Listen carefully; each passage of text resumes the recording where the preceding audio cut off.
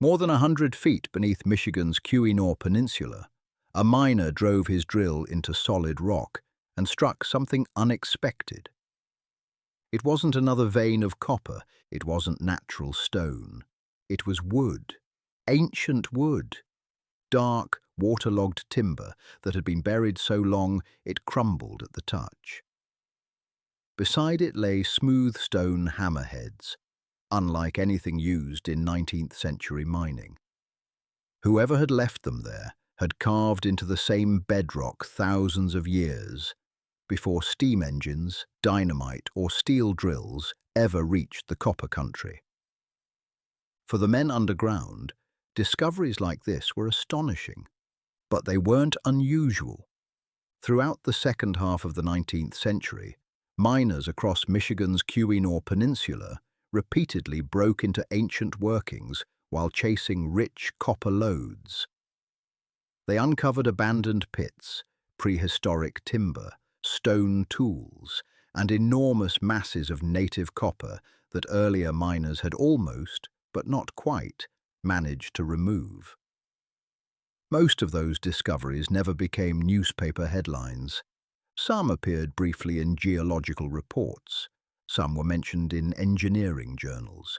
Others likely survived only in conversations between miners, engineers, and the government scientists responsible for studying the district. One of those scientists was Marshman Edward Wadsworth, Michigan's state geologist. He lived and worked in the middle of the copper country during one of the busiest periods in its mining history. Every new shaft had the potential to expose another piece of a forgotten world. The remarkable part isn't that ancient mines were found, it's that so many of the people who found them left almost no record in their own words. Today we remember the geologists, we remember the mining companies, but the underground workers who first saw many of these discoveries are almost invisible in the historical record. And yet, without them, one of North America's oldest mining stories might never have been understood. To understand why these discoveries mattered, you first have to understand the land itself. The Keweenaw Peninsula stretches into the cold waters of Lake Superior like a narrow finger of rock. To most visitors, it looks rugged, remote, and heavily forested. But beneath those forests lies one of the richest native copper deposits on Earth. Unlike most copper found around the world, much of the Keweenaw's copper occurs in nearly pure metallic form. Ancient people did not need complex furnaces to separate it from ore. They could remove it directly from the rock. That geological accident made this region unique. For thousands of years, native copper attracted people who understood its value. Long before Europeans arrived, indigenous miners had already learned where the richest deposits were located. Long before the first mining company opened a shaft, someone had already begun digging. When American prospectors entered the region in the 19th century, they believed they were discovering a new mining frontier. In reality, they were entering a landscape that had already been explored by miners thousands of years earlier.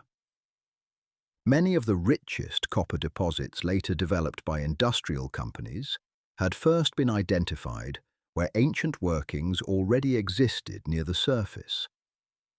The copper country was not an untouched wilderness. It was an old mining district wearing a new face. Pause. By the late 1800s, copper mining had transformed the Keweenaw Peninsula. Boomtowns appeared across the district. Stamp mills thundered day and night. Immigrants from around the world arrived looking for work. At the center of this rapidly growing industry stood Marshman Edward Wadsworth. Born in Maine in 1847 and educated at Bowdoin College, Wadsworth became Michigan's state geologist in 1888.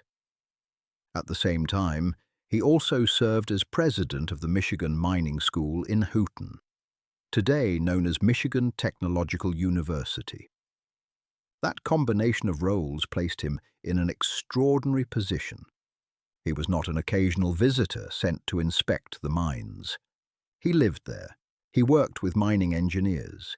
He supervised geological investigations. He trained future professionals who would spend their careers underground. Most importantly, he occupied a small professional network where information traveled quickly. When something unusual appeared in a mine, engineers talked about it. Mine captains discussed it. Surveyors noted it. Sometimes those observations reached Wadsworth through reports, technical papers, or direct professional contact. Not every discovery became part of the permanent scientific record, but enough did to reveal a remarkable pattern.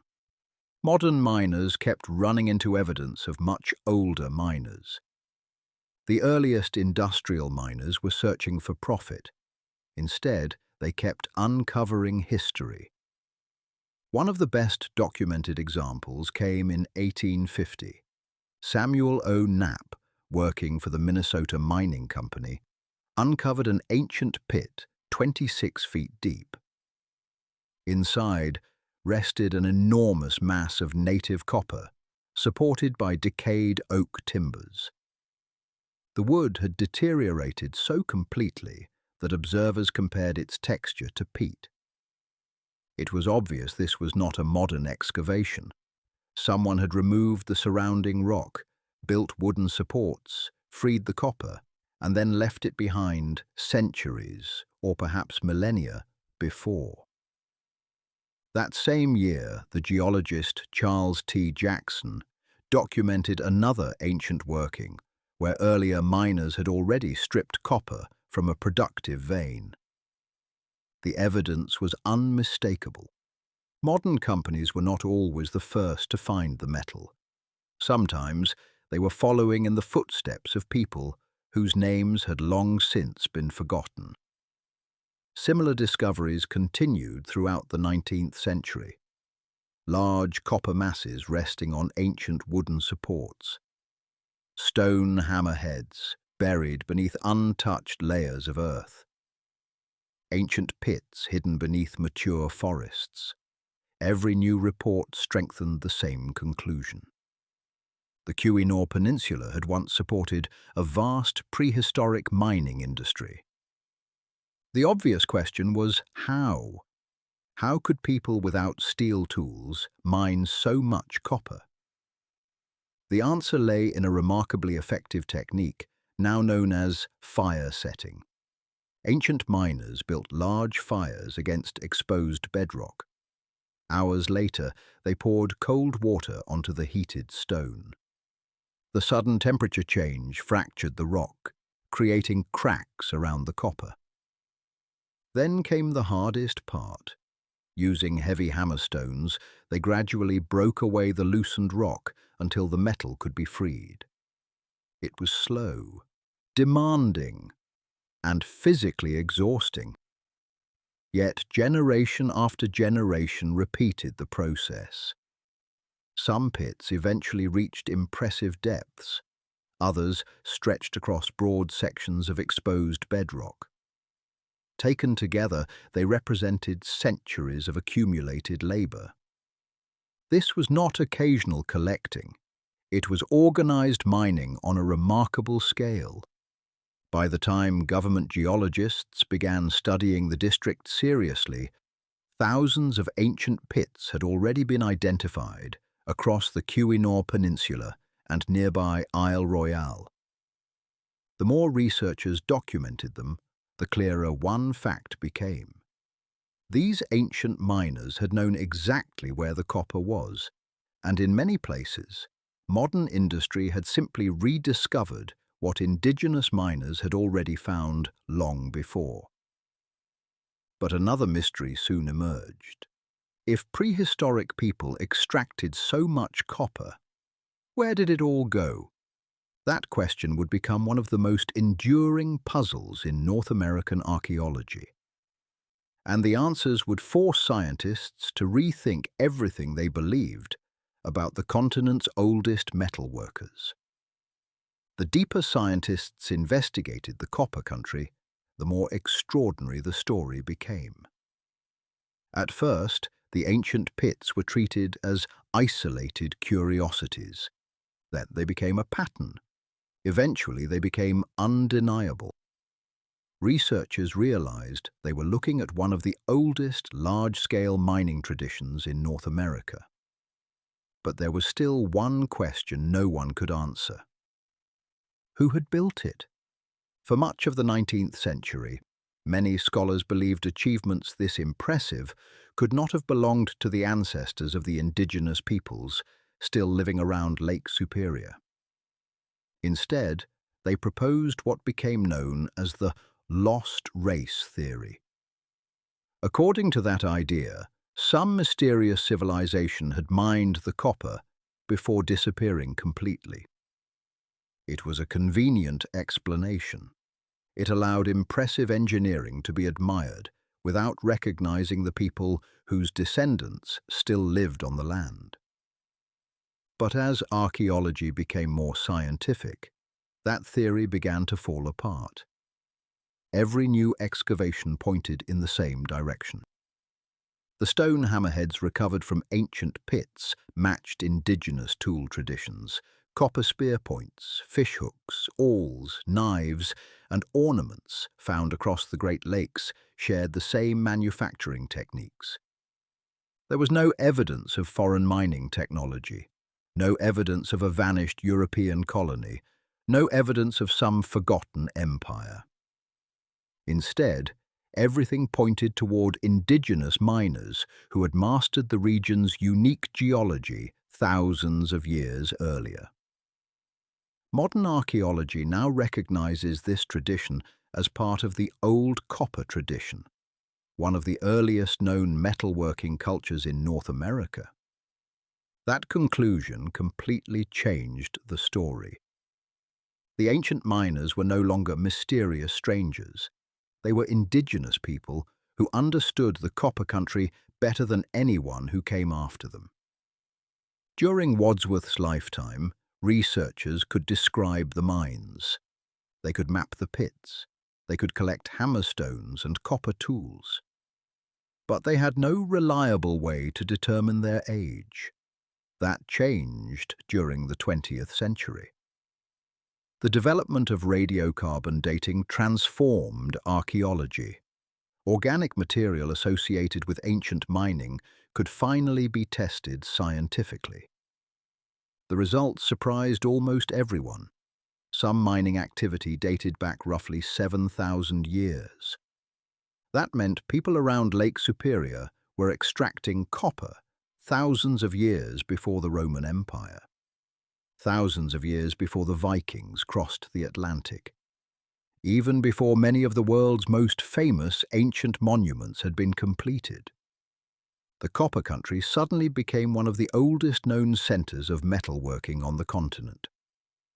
Ironically, the 19th century miners had recognized something unusual decades earlier.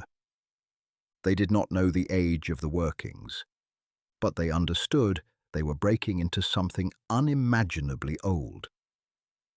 Their observations helped preserve clues that later science would finally explain. Then came the greatest mystery of all. Archaeologists estimate that ancient miners extracted enormous quantities of native copper over many centuries. Thousands of pits stretched across the Keweenaw Peninsula and nearby Isle Royale. Many followed the richest copper-bearing rock with astonishing accuracy. The scale of the operation suggests that an immense amount of copper once moved through prehistoric North America. But only a fraction survives today as archaeological artifacts. Where did the rest go? Researchers have debated that question for generations. The simplest explanation is also the most likely. Copper was too valuable to waste. Unlike stone tools, it could be reshaped repeatedly. A broken knife might become an awl. An awl might later become a fishhook. A ceremonial object might eventually be melted or hammered into something entirely different. Over thousands of years, the same piece of copper could pass through countless hands. Other objects remain undiscovered. Only a small percentage of archaeological sites in the Great Lakes region have ever been excavated.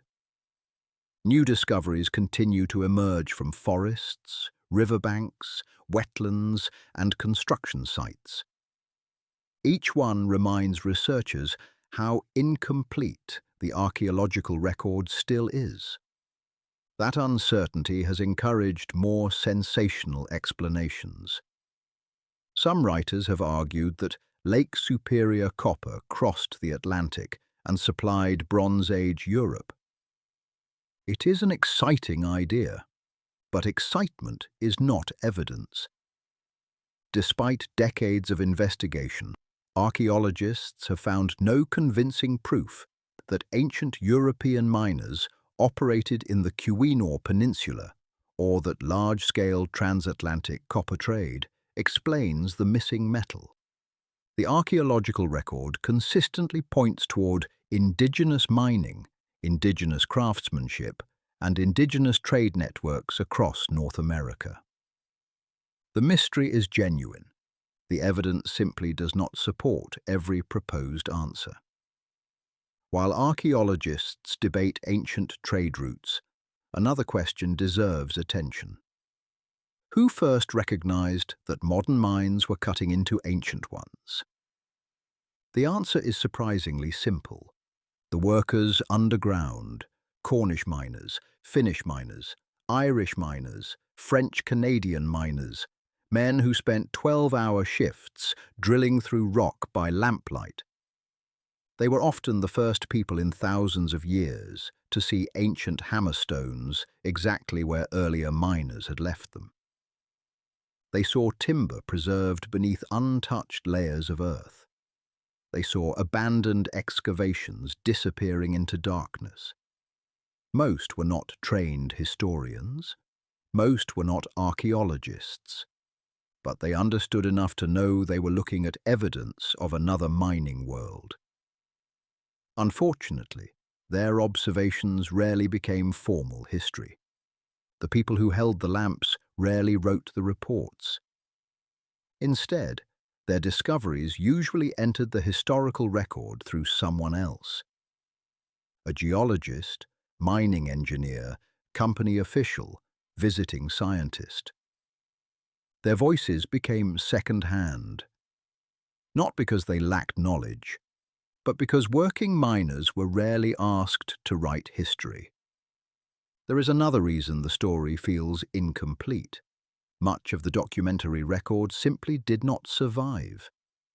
Mining companies produced enormous amounts of paperwork, letters, production reports, engineering notes, internal correspondence, daily logs.